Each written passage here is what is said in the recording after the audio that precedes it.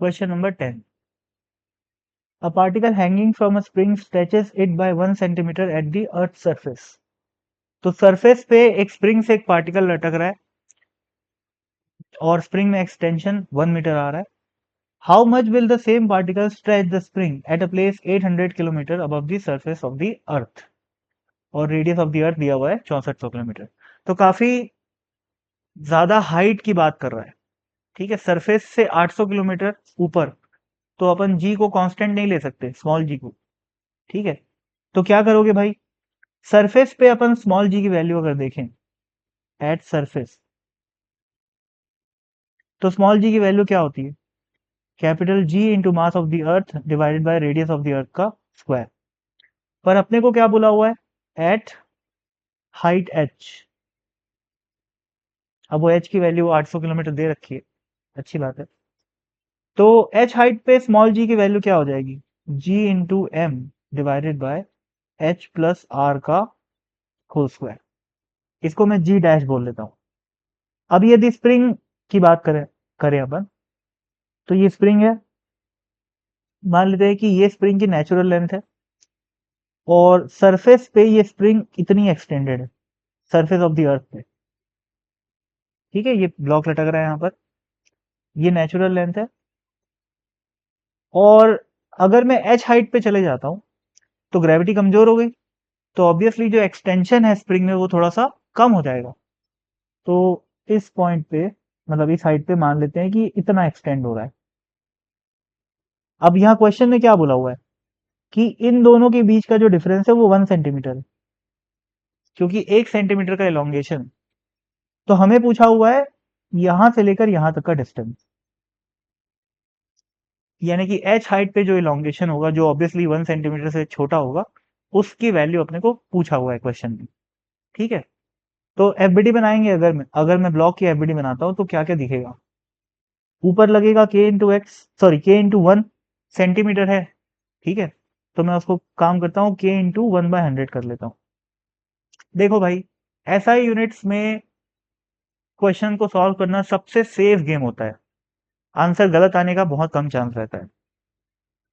ठीक है, तो मैं तो हमेशा ये करता हूँ कि यूनिट्स के लफड़े में फंसने से अच्छा सब कुछ को ऐसा यूनिट में कन्वर्ट करके आंसर निकालता हूँ. ठीक है, और सही बताओ तो मैं यहाँ पर इसकी वैल्यू को भी बाद में पुट करूंगा. जैसे 1 सेंटीमीटर दिया हुआ है ना, तो उसको 1 मत मानो, उसको सिंपली मान लो ए मान लो. ठीक है, और हमें इस एक्स की वैल्यू निकालनी है. इनिशियल इलोंगेशन ए दिया हुआ है और ए की वैल्यू हमें दे रखी है 1 सेंटीमीटर, यानी कि 1/100 मीटर. ठीक, अब सॉल्व करो. मतलब एफबीडी बना रहे थे अपन. यहाँ क्या लगेगा, एम इंटू जी, और यहाँ पर क्या लग रहा है, के इंटू ए. यहाँ पर क्या लगेगा, एम इंटू जी डैश. ग्रेविटी कमजोर हो चुकी है, इलोंगेशन भी कम हो गया है, फोर्स कितना लगेगा, के इंटू एक्स. तो एम जी की वैल्यू क्या आ गई, के इंटू ए के बराबर, और एम जी डैश की वैल्यू क्या आ गई, के इंटू एक्स के बराबर.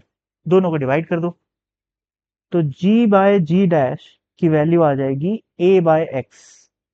के कट जाएगा, खत्म भाई, सॉल्व. एक्स की वैल्यू निकालनी है, वो क्या आ गई, ए इंटू जी डैश बाय जी. और जी डैश की वैल्यू अपने को ऊपर लिखी हुई है ये, और ये जी की वैल्यू है. ठीक है, तो क्या आ जाएगा यहाँ पर, G M by H plus R का whole square divided by G M by R का होल स्क्वायर. ये जी एम सब गया, ये क्या बन जाएगा, R divided by H plus R का होल स्क्वायर. ये इंटू ए यहाँ पर लिखना बाकी रह गया, ए यहाँ पर आ जाएगा, यहाँ पर ए आ जाएगा. खत्म है क्वेश्चन. आर की वैल्यू, अब यहाँ पर आर और एच की वैल्यू अपन लोग ऐसा यूनिट में क्यों लिखे भाई, क्योंकि हमको साफ साफ दिख रहा है ना कि रेशियो है भाई. रेशियो है तो आर की वैल्यू को रखो 6400 और एच की वैल्यू को रखो 800, कोई फर्क नहीं पड़ता. मतलब ऐसा नहीं कि ऐसा यूनिट में गेम खेलना है तो कॉमन सेंस को अपन बिल्कुल त्याग देंगे, ऐसा तो कुछ नहीं है. तो इनकी वैल्यूज को ऐसा यूनिट में रखोगे तो रेशियो तो आ ही जाएगा ना, बस. और मैं ये कहना चाह रहा हूं कि एक्स की जो वैल्यू आएगी वो क्या आएगी, ए की वैल्यू रखोगे अगर सेंटीमीटर में तो सेंटीमीटर में आंसर आएगा, और अगर ए की वैल्यू को मीटर में रखोगे तो आंसर मीटर में आएगा. ठीक है, इस पर्टिकुलर क्वेश्चन में ऐसा यूनिट में ए की वैल्यू को रखना कोई खास हेल्पफुल नहीं हो रहा है, पर मैं इन जनरल एक एडवाइस दे रहा हूँ, जहां पर समझ में ना आए यूनिट्स के साथ क्या खेल करना है, ऐसा यूनिट्स में पुट किया करो वैल्यूज को। दूसरा ये कि जनरली मैं क्या करता हूँ, जो क्वेश्चन में गिवन वैल्यूज हैं, जैसे यहाँ पर ए की वैल्यू दे रखी है, एच की वैल्यू दे रखी है, आर की वैल्यू दे रखी है, ये पूरी वैल्यूज को सबसे लास्ट में पुट किया करो, ताकि कैलकुलेशन पूरे क्वेश्चन में केवल एक बार करना पड़े। जैसे इस पूरे क्वेश्चन में हमें केवल यहाँ पर एक कैलकुलेशन करनी पड़ रही, तो ये जनरल स्मार्टनेस होती है क्वेश्चन सॉल्व करने की, ये प्रैक्टिस के साथ डेवलप हो जाएगी। ठीक है, जो भी अब वैल्यूज है उसको पुट करोगे तो इसका आंसर आई थिंक 0.79 सेंटीमीटर ऐसा कुछ आएगा, तो देख लेना।